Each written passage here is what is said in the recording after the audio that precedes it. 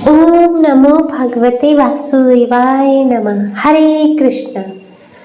श्री शिवाय नमस्तुभ्यम। प्रिय भक्तजनों, आप सभी का स्वागत है। आज हम इस वीडियो में शनिवार व्रत की कथा सुनेंगे, तो आप सभी भक्तजन बड़े ही श्रद्धा और प्रसन्न चित्त मन से कथा को श्रवण कीजिएगा। एक समय स्वर्गलोक में सबसे बड़ा कौन के प्रश्न पर 9 ग्रहों में वाद विवाद हो गया। विवाद इतना बड़ा कि परस्पर भयंकर युद्ध की स्थिति बन गई। निर्णय के लिए सभी देवता देवराज इंद्र के पास पहुंचे और बोले, हे देवराज, आपको निर्णय करना होगा कि हम में से सबसे बड़ा कौन है। देवताओं का प्रश्न सुनकर देवराज इंद्र उलझन में पड़ गए। इंद्र बोले, मैं इस प्रश्न का उत्तर देने में असमर्थ हूँ। हम सभी पृथ्वी लोक की उज्जैनी नगरी में राजा विक्रमादित्य के पास चलते हैं। देवराज इंद्र सभी ग्रहों सहित उज्जैनी नगरी पहुंचे। महल में पहुंचकर जब देवताओं ने उनसे अपना प्रश्न पूछा तो राजा विक्रमादित्य ने भी कुछ देर के लिए परेशान हो उठे, क्योंकि सभी देवता अपनी अपनी शक्तियों के कारण महान थे। किसी को भी छोटा या बड़ा कहने में उनको उनके क्रोध के प्रकोप से भयंकर हानि पहुंच सकती थी।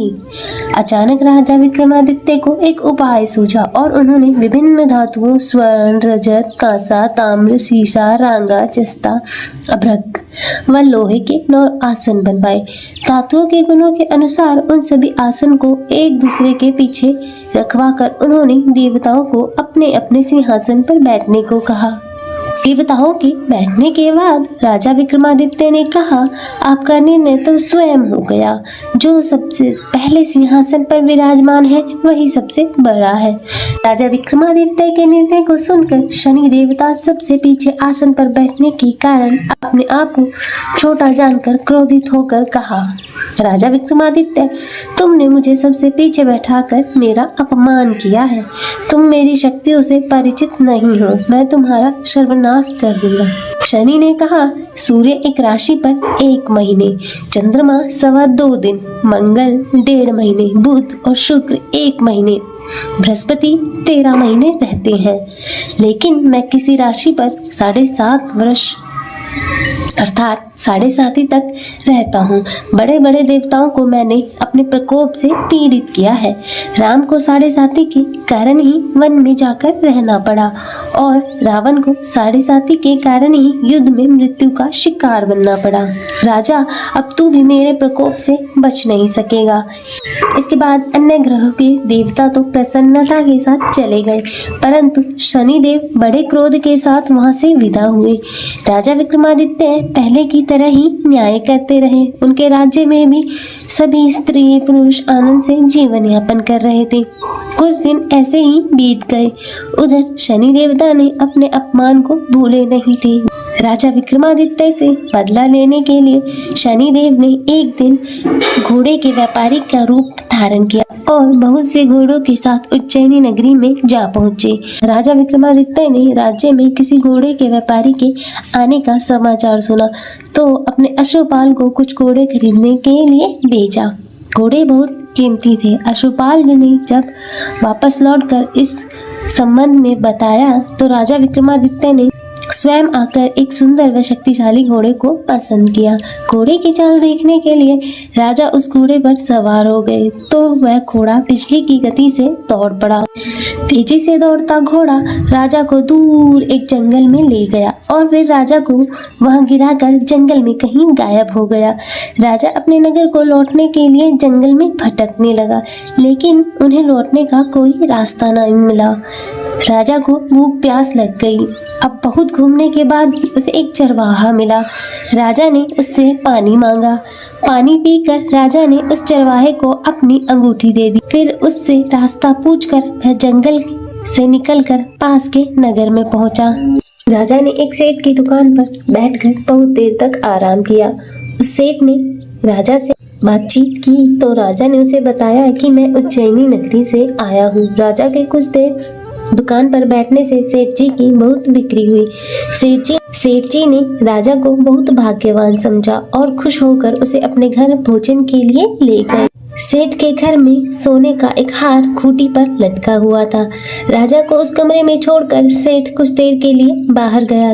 तभी एक आश्चर्यजनक घटना घटी। राजा के देखते देखते सोने का हार उस खूंटी ने निगल लिया। सेठ ने कमरे में लौटकर हार को गायब देखा तो चोरी का संदेह राजा पर ही किया, क्योंकि उस कमरे में राजा ही अकेला बैठा था। सेठ ने अपने नौकरों से कहा कि इस परदेसी को रस्सियों से बांधकर नगर के पास ले चलो। राजा विक्रमादित्य से हार के बारे में पूछा तो उसने बताया उसके देखते देखते खूंटी ने वह हार निगल लिया। इस पर राजा ने क्रोधित होकर चोरी करने के अपराध में विक्रमादित्य के हाथ पांव काटने का आदेश दे दिया। राजा विक्रमादित्य के हाथ पांव काटकर उसे नगर की सड़क पर छोड़ दिया गया। कुछ दिन बाद एक तेली उसे उठाकर अपने घर ले गया और उसे अपने कोलू पर बिठा दिया। राजा आवाज देकर बैलों को हाँकता। इस प्रकार तेली का बैल चलता रहता और राजा को भोजन मिलता रहा। शनि के प्रकोप की 7.5 पूरी होने पर वर्षा ऋतु प्रारंभ हुई। राजा विक्रमादित्य एक रात मेघ मल्हार गा रहा था कि तभी नगर के राजा की लड़की राजकुमारी मोहिनी रथ पर सवार उस तेली के घर के पास से गुजरी। उसने मेघ मल्हार सुना तो उसे बहुत अच्छा लगा और दासी को भेजकर गाने वाले को बुलाने के लिए कहा। दासी ने लौटकर राजकुमारी को अपंग राजा के बारे में सब कुछ बता दिया। राजकुमारी उसके मेघ मल्हार से बहुत मोहित हुई, अतः उसने सब कुछ जानकर भी अपंग राजा से विवाह करने का निश्चय लिया। राजकुमारी ने अपने माता पिता से जब यह बात की तो वे हैरान रह गए। रानी ने मोहिनी को समझाया, बेटी तेरे भाग्य में तो किसी राजा की रानी होना लिखा है, फिर तू उस अपंग से विवाह करके अपने पांव पर कुल्हाड़ी क्यों मार रही है। राजकुमारी ने अपनी जिद नहीं छोड़ी। अपनी जिद पूरी कराने के लिए उसने भोजन करना छोड़ दिया और प्राण त्याग देने का निश्चय कर लिया। राजा रानी को विवश होकर अपंग विक्रमादित्य से राजकुमारी का विवाह कराना पड़ा। विवाह कराने के बाद राजा विक्रमादित्य और राजकुमारी तेली के घर में रहने लगे। उसी रात स्वप्न में शनिदेव ने राजा से कहा, राजा तुमने मेरा प्रकोप देख लिया, मैंने तुम्हें अपने अपमान का दंड दिया है। राजा ने शनिदेव से क्षमा करने को कहा और प्रार्थना की, हे शनिदेव आपने जितना दुख मुझे दिया है अन्य किसी को ना दे। शनिदेव ने कुछ सोचकर कहा, राजा मैं तुम्हारी प्रार्थना स्वीकार करता हूँ। जो कोई स्त्री पुरुष मेरी पूजा करेगा, शनिवार को व्रत करेगा, मेरी व्रत कथा सुनेगा, उस पर मेरी अनुकंपा बनी रहेगी। प्रातःकाल राजा विक्रमादित्य की नींद खुली तो उसने अपने हाथ पांव देखकर राजा को बहुत खुशी हुई। उसने मन ही मन में शनिदेव को प्रणाम किया। राजकुमारी भी राजा के हाथ पांव सही सलामत देखकर आश्चर्य में डूब गई। तब राजा विक्रमादित्य ने अपना परिचय देते हुए शनिदेव के प्रकोप की सारी कहानी सुनाई। सेठ जी को जब इस बात का पता चला तो दौड़ता हुआ तेली के घर पहुंचा और राजा के चरणों में गिरकर क्षमा मांगने लगा। राजा ने उसे क्षमा कर दिया क्योंकि यह सब तो शनिदेव के प्रकोप के कारण हुआ था। सेठ राजा को अपने घर ले गया, उसे भोजन कराया। भोजन कराते समय वहाँ एक आश्चर्यजनक घटना घटी। सबके देखते उस खूंटी ने हार उगल दिया। सेठ जी ने अपनी बेटी का विवाह भी राजा के साथ कर दिया और बहुत से स्वर्ण आभूषण धन आदि देकर राजा को विदा कर दिया। राजा विक्रमादित्य राजकुमारी मोहिनी और सेठ जी की बेटी के साथ उज्जैनी पहुंचे तो नगरवासियों ने हर्ष के साथ उनका स्वागत किया। अगले दिन जब राजकुमार राजा विक्रमादित्य ने पूरे राज्य में घोषणा कराई कि शनिदेव सब देवों में सबसे श्रेष्ठ है, प्रत्येक स्त्री पुरुष को शनिवार को उनका व्रत करें और व्रत कथा सुने। राजा विक्रमादित्य की घोषणा से शनिदेव बहुत प्रसन्न हुए। शनिवार का व्रत करने वाले और व्रत कथा सुनने के कारण सभी लोगों की मनोकामनाएं शनिदेव की अनुकंपा से पूरी होने लगी और सभी लोग आनंद पूर्वक रहने लगे। ओम नमो भगवते वासुदेवाय नमः। हरे कृष्ण। श्री शिवाय नमस्तुभ्यम। तो आप सभी भक्तजन बड़े ही श्रद्धा और प्रसन्न चित मन से कथा को श्रवण कीजिएगा। उमापति श्री शंकर भगवान की जय, शनिदेव महाराज की जय, सर्व देवी देवताओं की जय। कथा के अनुसार किसी गांव में एक ब्राह्मण अपने परिवार के साथ रहता था और सुबह वह जब सोकर उठता तो कुछ चिंतित रहता था। तब उसकी पत्नी ने पूछा कि आप सुबह सुबह किस चिंता में हो। तब ब्राह्मण ने कहा कि आजकल मुझे रोज स्वप्न में नीले कपड़े पहने एक व्यक्ति दिखाई देता है और कहता है कि मैं तेरे लगूंगा। और तब यह सुनकर उसकी पत्नी बोली, यह तो शनिदेव है और आप पर शनि की दशा लगने वाली है। अब वह सपने में आए तो उनसे कहना कि लग जाओ, लेकिन सवा पहर से ज्यादा की हाँ मत भरना। और अगले दिन फिर ब्राह्मण को रात में वही स्वप्न आया तो ब्राह्मण बोला, लग जाओ। तब शनिदेव ने कहा, ब्राह्मण मैं तेरे 7.5 साल के लिए लगूंगा। तो वह ब्राह्मण बोला, नहीं महाराज, यह तो मुझसे सहन नहीं होगा। फिर शनिदेव बोले, ठीक है, तो मैं 5.5 साल के लिए लगूंगा। तब इस पर भी ब्राह्मण बोला, नहीं महाराज, यह भी नहीं। फिर शनिदेव बोले, 2.5 वर्ष। तो ब्राह्मण बोला, महाराज यह तो नहीं झेला जाएगा। फिर ऐसा करते करते शनिदेव बोले कि सवा प्रहर के लिए तुझे मेरी दशा सहनी ही होगी। और तब उस पर ब्राह्मण ने हाँ कर दी। और सुबह उठकर ब्राह्मण ने अपनी पत्नी को सारी बातें बताई और बोला, मुझे सवा प्रहर की दशा लग गई है, तू मुझे सोने के 2 टक्के दे दे। मैं जंगल में चला जाता हूँ और वहाँ बैठकर पूजा पाठ करूँगा और पूरा समय होने पर वापस आ जाऊँगा। और तू घर पर ही रहना और बच्चों का भी ध्यान रखना और बाहर मत जाने देना और किसी से झगड़ा भी मत करना। तब ऐसा कहकर ब्राह्मण जंगल में चला गया और वहाँ पूजा पाठ करने लगा। फिर 1 प्रहर बीत गया। तब ब्राह्मण ने सोचा कि 1 प्रहर तो बीत ही गया है, थोड़ी सी देर है, यह तो रास्ते में ही कट जाएगी। तब ऐसा सोचकर वह ब्राह्मण घर की ओर चल पड़ा, परंतु शनि की दशा से कौन बच सकता है। और तब शनिदेव ने रास्ते में मतीरे लगा दिए। फिर ब्राह्मण ने सोचा 2-4 मतीरे बच्चों के लिए ले चलता हूँ। और ब्राह्मण ने माली को आवाज लगाई, परंतु माली नहीं आया। तो ब्राह्मण ने एक सोने का टका वहाँ रखकर 2 मतीरे तोड़ लिए और अपने थैले में रखकर आगे चल दिया। फिर शनिदेव राजा के सैनिक का रूप धरकर आए और बोले कि यह तेरे थैले में क्या है। तब ब्राह्मण बोला, मैं मतीरे तोड़कर लाया हूँ। वे बोले, थैला खोलकर हमें दिखाओ। और फिर जैसे ही थैले में देखा तो मतीरों की जगह राजा के बेटे का सर दिखाया। तो वह ब्राह्मण को पकड़कर राजा के पास ले गई और कहा, इसने आपके दोनों पुत्रों को मार डाला है और इसके थैले में उनके सिर है। तब यह सुनकर राजा के होश उड़ गए और तब राजा बोला कि इस ब्राह्मण को फांसी पर लटका दो।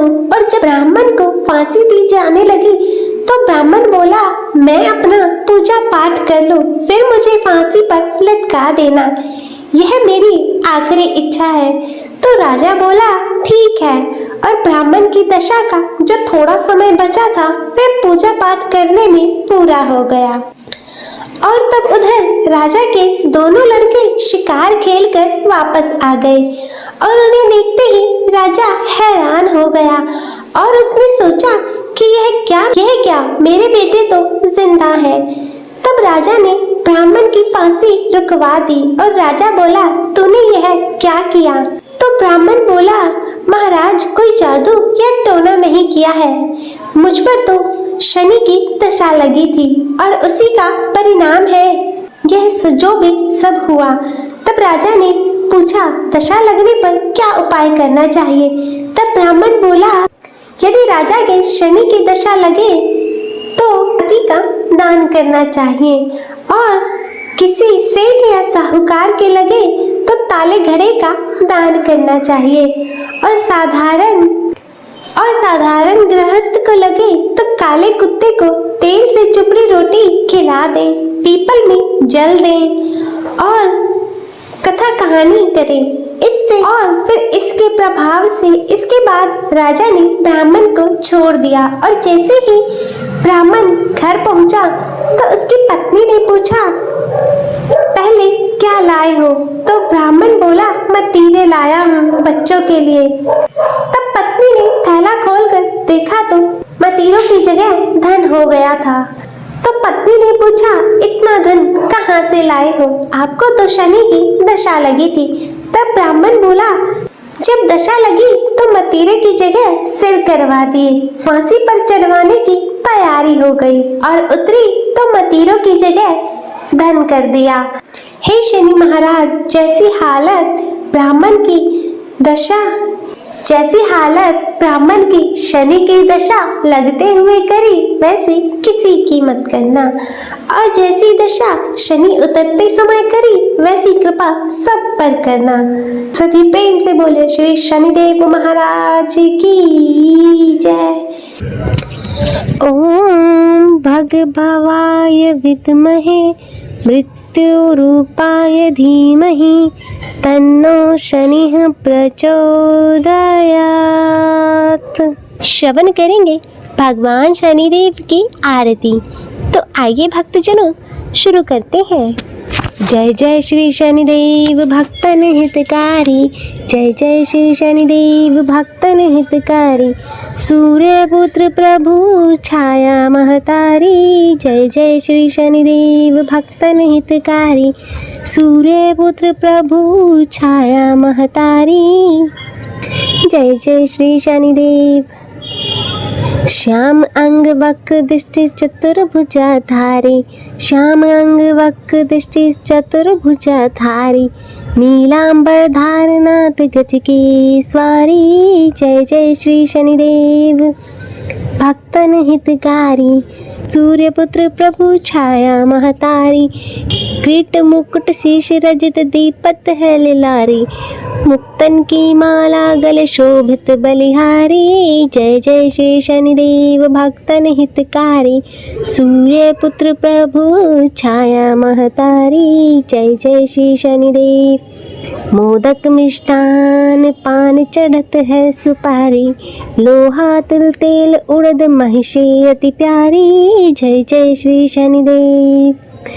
जय जय श्री शनिदेव भक्तन हितकारी, सूर्यपुत्र प्रभु छाया महतारी, जय जय श्री शनिदेव। देव धनुज ऋषि मुनि सुमिरत नर नारी, सुमिरत नर नारी, विश्वनाथ धरत ध्यान शरण है तुम्हारी, विश्वनाथ धरत है ध्यान शरण है तुम्हारी, जय जय श्री शनिदेव भक्तन हितकारी, सूर्यपुत्र प्रभु छाया महतारी, जय जय श्री शनिदेव। बोलो श्री शनि भगवान की जय, सूर्यपुत्र की जय। प्रिय भक्तजनों, मैं आशा करती हूँ कि आप सभी को यह कथा पसंद आई होगी। वीडियो अच्छी लगी हो तो इसे लाइक करें, ज़्यादा से ज़्यादा शेयर करें और कमेंट में शनिदेव महाराज की जय लिखना ना भूलें और चैनल को सब्सक्राइब कर नोटिफिकेशन बेल को ज़रूर ऑन करें। हर हर महादेव। ओम नमः शिवाय।